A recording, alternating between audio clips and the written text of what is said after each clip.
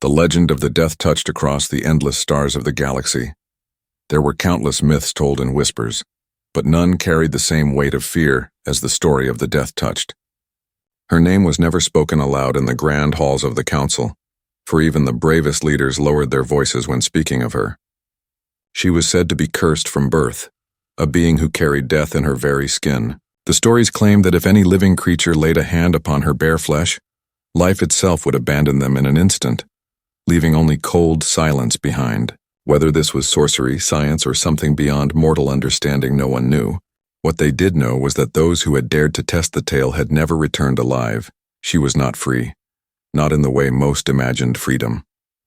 The Council of Alien Races, a body that ruled over star systems with pride and arrogance, kept her under strict guard. She was their weapon, their shadow of terror. Nations that resisted the will of the Council were reminded that the death touched existed. Rumors spread of entire leaders collapsing the moment they were forced into her presence, proving her lethal touch. Yet she was not celebrated as a hero nor embraced as an equal. Instead, she was locked in chambers of silence, kept away from all but a handful of guards who feared her even as they bowed before her. She was both revered and abandoned, a queen without a throne, a prisoner wrapped in chains of superstition for Ceres, as she was quietly known before the galaxy stripped her of her name. Life was nothing more than long days of loneliness. She sat in her chamber carved of black stone aboard a drifting station at the edge of council space.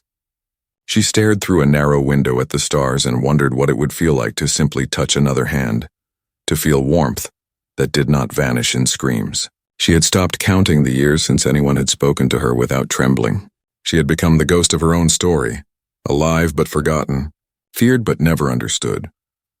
When word spread that humanity had finally entered the grand stage of galactic politics, Ceres listened with mild interest.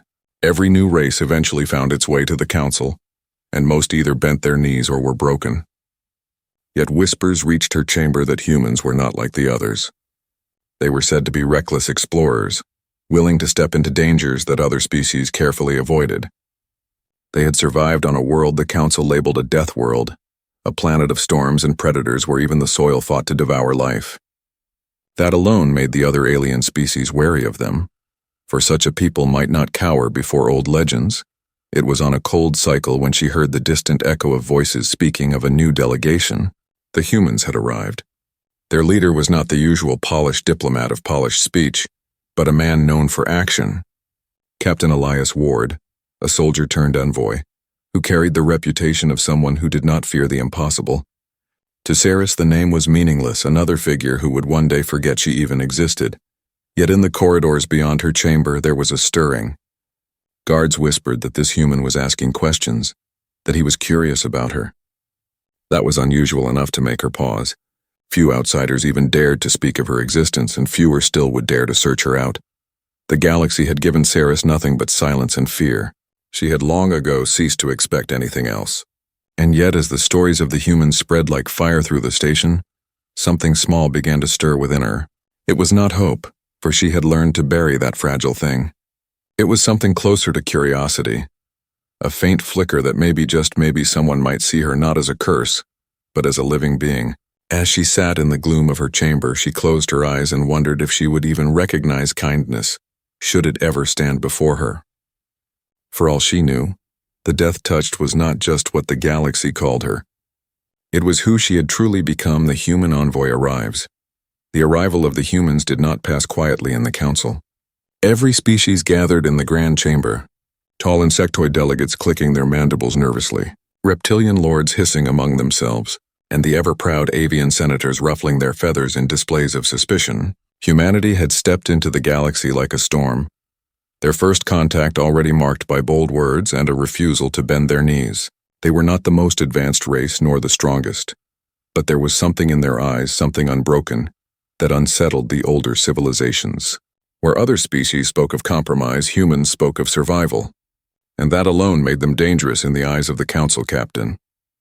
Elias Ward walked into the council chamber without hesitation, his boots echoing on the polished floor. He carried no ceremonial robe and no ornate staff, only the uniform of a soldier. His face bore the marks of long campaigns on Earth, the sun of deserts, the storms of oceans, the scars of battles fought and won. He was not polished like the diplomats, but his voice carried a weight that could not be ignored. He spoke firmly, introducing humanity not as petitioners but as equals. The council members studied him with wary eyes, each one wondering what drove such confidence. The humans had barely reached the stars, and yet this man walked as though he owned them. It was during one of the long sessions that Elias overheard the whispers. They spoke of a prisoner hidden away, a being called the Death Touched.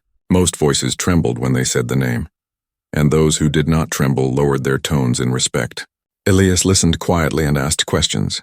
The alien delegates tried to dismiss him, saying she was nothing but an ancient danger, a curse contained for the safety of all. But Elias had spent his life learning to read men and women, and he heard in their voices not the certainty of truth, but the shadow of fear. Fear meant something worth knowing. Where others turned away, Elias leaned forward, curious to see what the galaxy was so eager to hide. The more he asked, the more resistance he met. Guards shifted uncomfortably when he demanded details. Aides tried to steer him toward safer topics, and the council elders frowned at his boldness. But Elias did not stop. He had learned long ago that if many powerful voices worked so hard to silence something, then it was likely worth the effort to uncover. He sent quiet requests to his own crew, gathering scraps of information. What he found intrigued him. A woman whose very touch was said to bring instant death. A prisoner kept alive yet never free. A story older than any human presence in the galaxy. Most men would have left the matter alone, fearing the curse, but Elias felt the opposite. A story like this demanded answers, and answers required action. When Elias finally requested permission to see her, the council chamber erupted in outrage. Delegates shouted that it was forbidden, that the human risked not only his own life but the balance of the galaxy. The reptilian warlords hissed that it was folly. The insectoid nobles clicked angrily that the human sought death. Yet Elias only stood straighter and asked again, his tone calm but unyielding. He did not argue. He did not raise his voice. He simply repeated his request until even the angriest delegates grew weary of their own shouting. In the end, they allowed it. Not because they wanted to, but because they thought his death would serve as a lesson to all of humanity. If he dared touch the Death Touched, he would surely perish and humanity would learn humility. At least, that was their hope. Word of his decision traveled quickly. Guards whispered in panic as they prepared the path to her chamber. Some of the braver ones offered quiet warnings to Elias, telling him to turn back while he could. He only nodded and thanked them, but never slowed his stride. For him, the risk was not madness. He believed that no one deserved to live as a ghost, feared but never understood.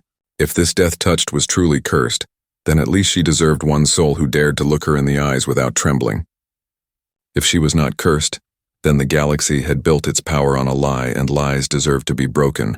As Elias approached the sealed doors of Sirius's chamber, the air itself seemed to grow heavier. Guards held their weapons close, not out of loyalty to her, but out of fear of what might happen when the human stepped inside. Beyond those doors, Sirius sat in her solitude, unaware that for the first time in decades someone who did not tremble was coming to see her. She had heard of the human envoy, had heard the whispers that he asked questions when all others remained silent. She wondered if he was foolish, brave, or something else entirely. For the first time in countless years, her heart began to beat with something she thought long dead. The faint stirrings of anticipation, the forbidden meeting.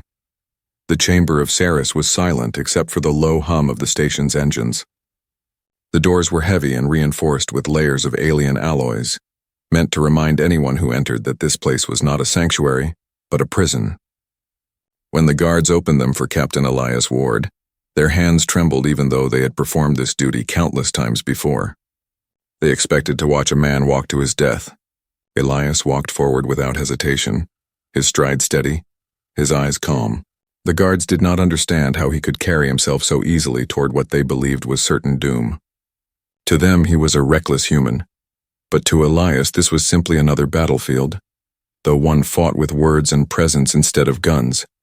Inside the chamber, Sirius rose slowly from her seat. She had grown used to the shuffle of guards bringing food or checking the seals on her cell, but she had never seen anyone walk inside with such confidence. Her eyes, pale like winter light, fixed on the human before her. She expected to see fear in his gaze, the same fear she had seen in countless others.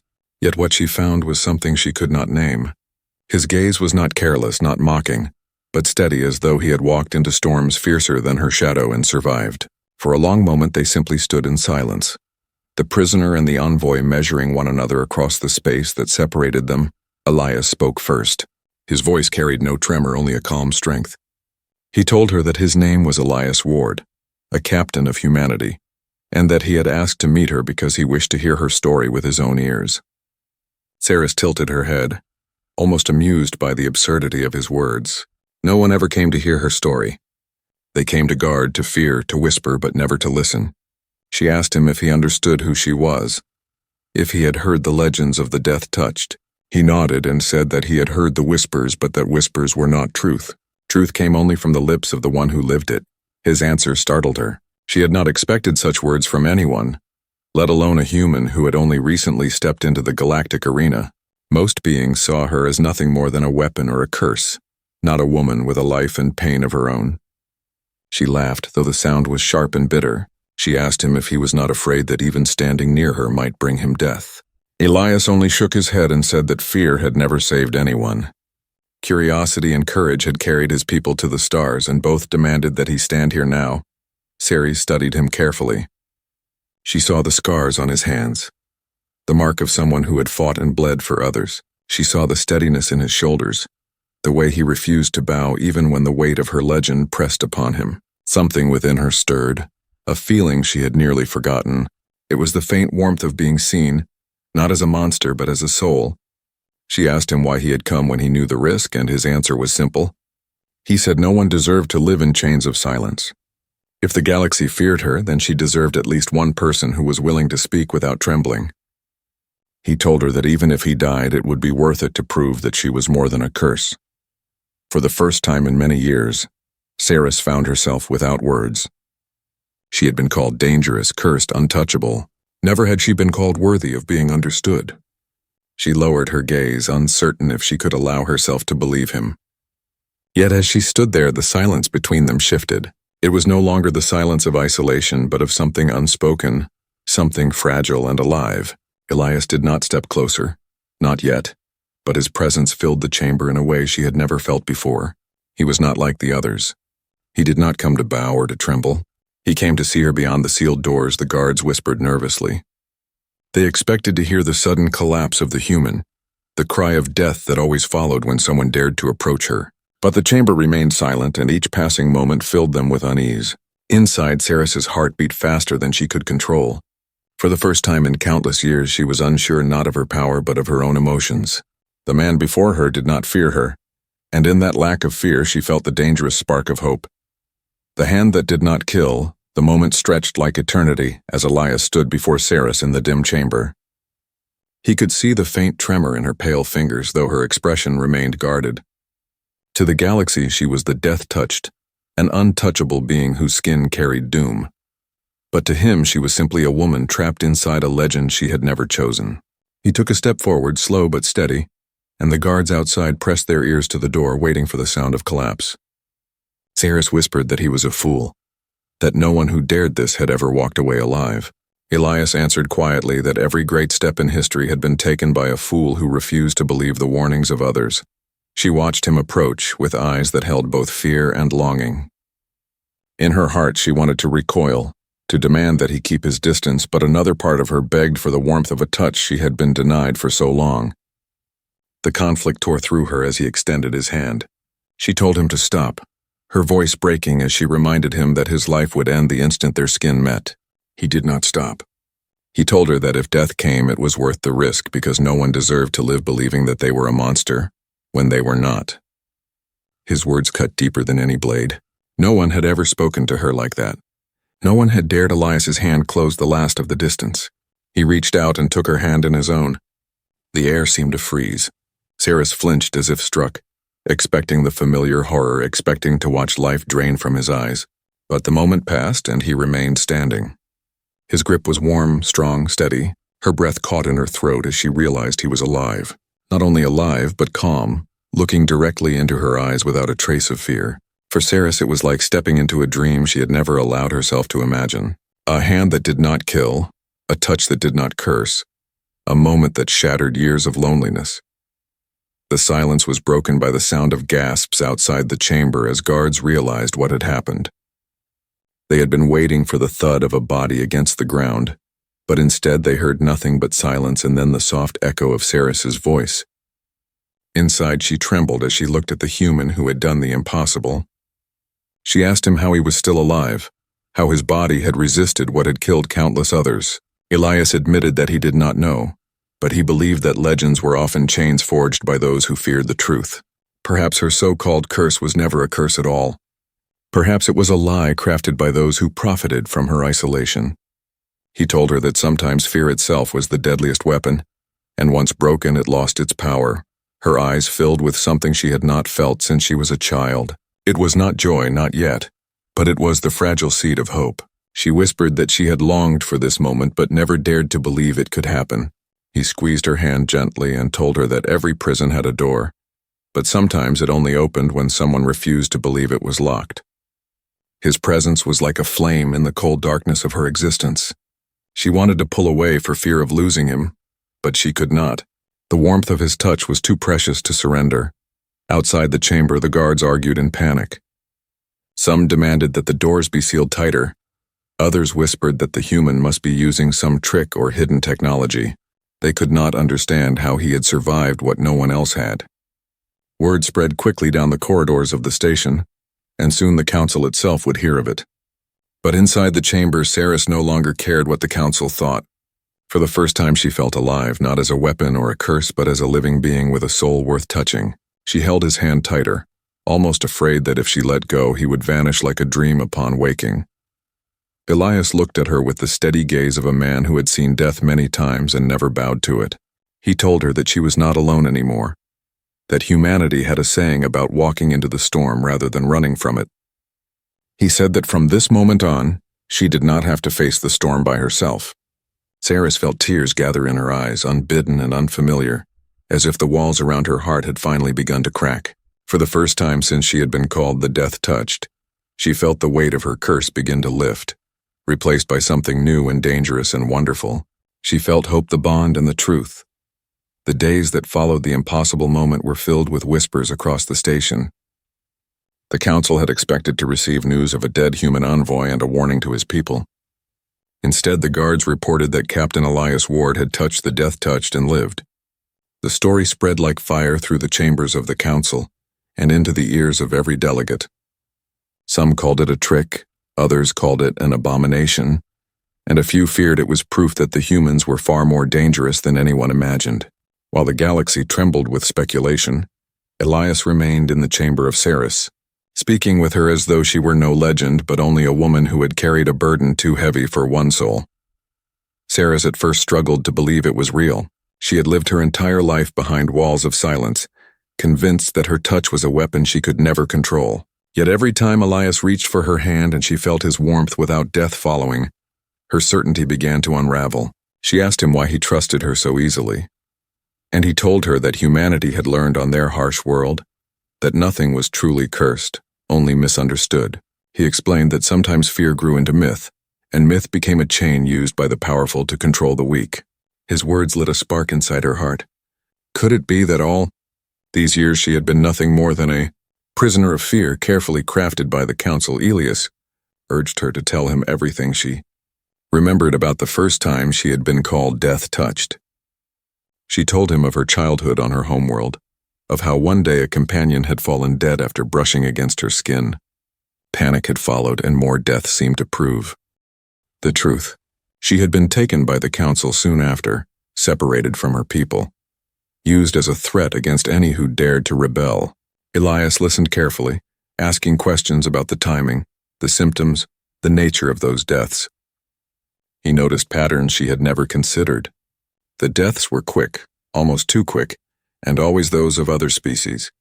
Never once had a human been tested against her. He began to suspect something unnatural. He shared with her his thoughts.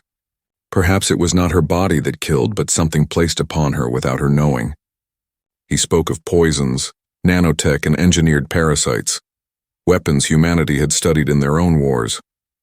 What if the council had turned her into a symbol of terror, not because she was cursed, but because they had made her into one through hidden science? Saris listened with wide eyes, her heart pounding at the possibility.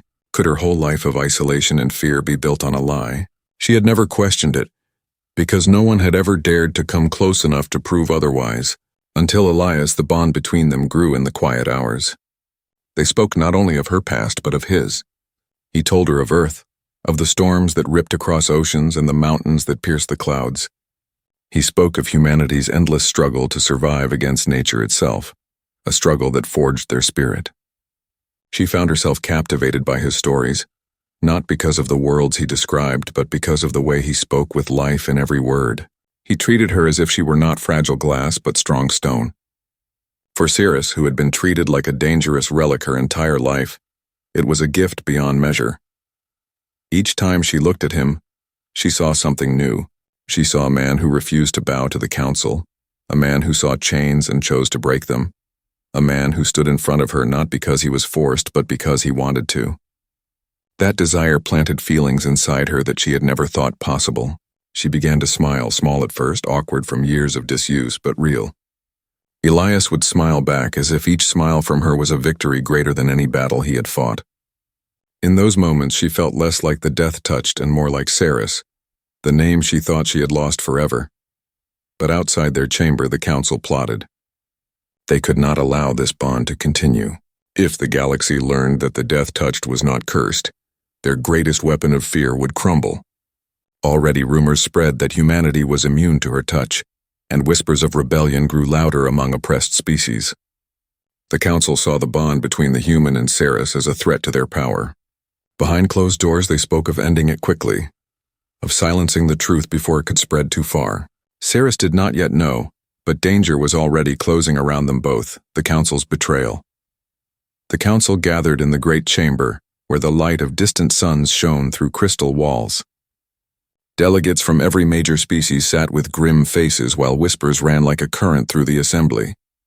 The human envoy had survived the touch of the cursed one. To many it was a sign that the galaxy's most feared weapon was nothing more than a broken myth.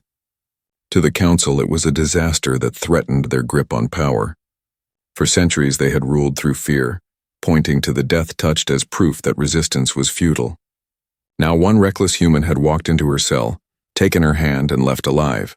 If that truth spread uncontrolled, entire systems might rise against them. The High Speaker struck the floor with his staff and declared that drastic action was needed.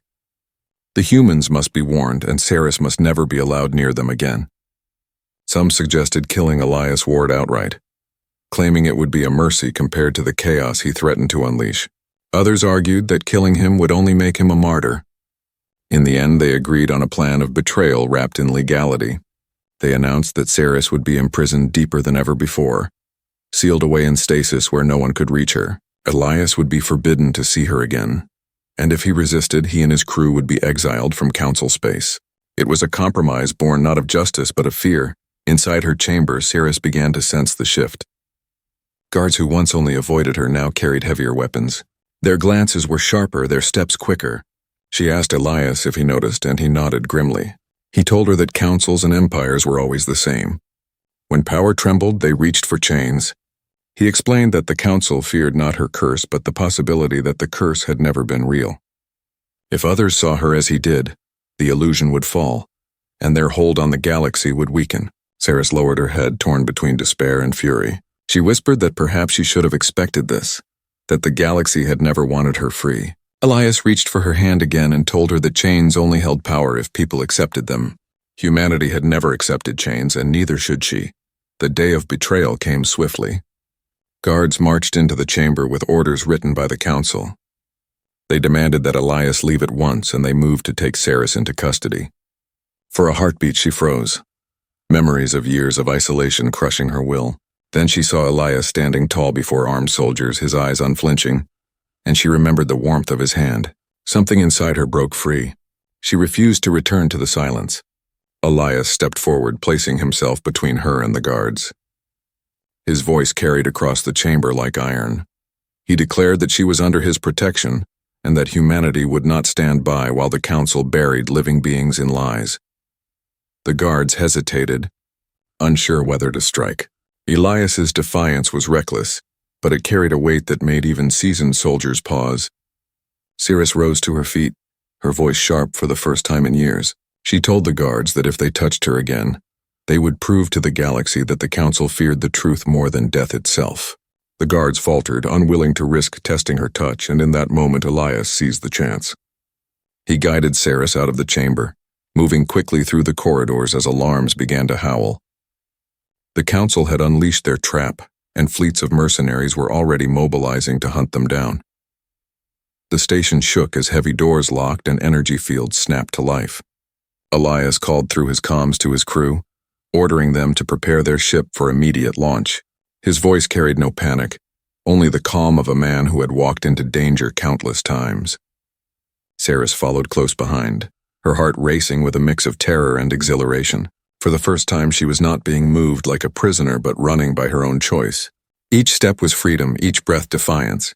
She knew the galaxy would not forgive them, but she no longer cared. The bond between them had already made her stronger than the chains of fear ever had. By the time they reached the hangar, the sound of marching troops filled the air.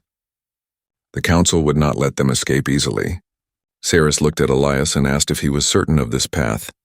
He smiled faintly and said certainty was a luxury he had never trusted, but some things were worth the risk. He told her that freedom was always paid for in defiance, and if humanity had to stand against the galaxy to protect one life, then so be it. His words filled her with a strength she had never known. She stepped onto the ship beside him, no longer death-touched, no longer prisoner, but Saris, ready to fight. The human defiance and the end of the curse. The ship of Elias Ward roared out of the hangar, engines blazing as alarms echoed through the vast station. Behind them, the fleets of the Council scrambled to intercept, sleek warships rising from hidden docks like vultures drawn to prey. The Council believed this was the end, that one human vessel could never stand against their power. Yet Elias guided his ship with calm precision. His crew trusted him. Their weapons were primed and their shields burned against the first wave of incoming fire. Saris stood at his side on the bridge, her heart pounding not from fear of death but from the weight of freedom finally within reach. The chase stretched across the void of stars. Council ships closed in with weapons ready, their commanders broadcasting demands for surrender. Elias ignored them, his eyes fixed on the path ahead. He told Saris that surrender was nothing but a slower kind of death, and humanity had never been built for chains. Saris watched him and felt a power she had not known stir inside her. For so long she had been told she was a weapon only of death, yet beside this man she felt like a weapon of truth. Each time he spoke to her, the curse that had haunted her seemed to fade. When the Council finally cornered them near the edge of a red dwarf system, Elias chose not to run. He turned the ship to face the enemy fleet and opened a channel to the entire Council assembly. His voice carried across the stars with unshakable defiance. He declared that the galaxy had been lied to, that the death touched was no curse but a victim of manipulation. To prove it, he clasped Saris's hand in full view of every recording device, holding it high for all to see. Gasps filled the Council chambers light years away as alien leaders watched the impossible. The human did not fall. He did not die. He stood strong with her hand in his. Elias explained that humanity had uncovered evidence of engineered nanotech hidden in her body, designed to poison other species on contact. What the galaxy had called a curse was in truth a weapon planted by those who wished to use her as a tool of fear. The reason he survived was because human biology resisted the nanotech, neutralizing it on touch. The Council had hidden this truth for decades, spreading terror while keeping Saris imprisoned. Now the lie was broken, and every world in the galaxy would know that fear itself had been their prison. The Council tried to silence the transmission, but it was too late. The message had spread, carried on every frequency by human code breakers who had planned for this moment. Across dozens of worlds, the oppressed and the silent rose in anger. They demanded answers, they demanded freedom, and they demanded the end of the Council's lies. The fleets that had once moved like predators now hesitated, unsure if they fought for truth or for tyrants. The rebellion that had long smoldered in secret now burned with a flame that no one could contain. In the chaos, Saris stepped forward to the comms. For the first time, her voice reached the galaxy not as a whisper of terror, but as a declaration.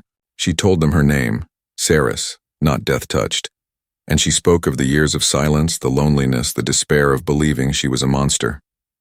She told them that the chains of fear were heavier than any prison walls, and that freedom began when one person dared to see past them. Her words struck like lightning across the stars. not because they came from power, but because they came from truth. Millions listened and millions believed. As the rebellion spread, the council's fleets broke apart. Some commanders surrendered, others fled, and a few even joined the rising tide against their former masters. Elias and Saris guided their ship through the storm, not as fugitives but as symbols of defiance. When they finally escaped into the quiet dark beyond council space, Saris stood on the bridge and felt tears fall freely. For the first time in her life, she was not afraid of her own skin. She turned to Elias, her hand still in his, and whispered that he had given her more than freedom. He had given her back her soul. Elias looked at her with the steady eyes of a soldier who had carried many burdens, but never let them crush him. He told her that humanity had a saying, that the truth always outlived the lie. She smiled, a true smile this time, and tightened her grip on his hand. In that moment, she no longer felt like a prisoner, no longer cursed, no longer broken. She felt alive and she felt free. Together they turned toward the endless stars, ready to face whatever came next. Not as death-touched and human envoy, but as Saris and Elias, bound by a bond stronger than fear. The galaxy would tremble for years to come at the story of the human who held the hand of the death-touched and lived. Some would call it legend, others proof of humanity's reckless courage, but for Saris it was simply the day her chains broke. As the stars stretched out before them, she whispered softly that this was only the beginning. Elias nodded, and with that their ship vanished into the unknown, carrying hope where once there had only been fear, the dawn of freedom. The galaxy changed after that moment when Elias Ward held the hand of Saris before the eyes of every race and did not fall to death. The council tried to hold their grip, tried to silence voices, tried to call the vision a trick, but the truth had already spread too far. Across star systems, the oppressed began to rise, speaking of the lie that had chained them for centuries. The name Death-Touched began to fade from whispers and was replaced by Saris, a name carried like a banner of defiance against fear. Where once she had been used as a tool, now she became a symbol that even the deepest chains could be broken. Saris traveled with Elias aboard his ship, no longer a prisoner, but a companion.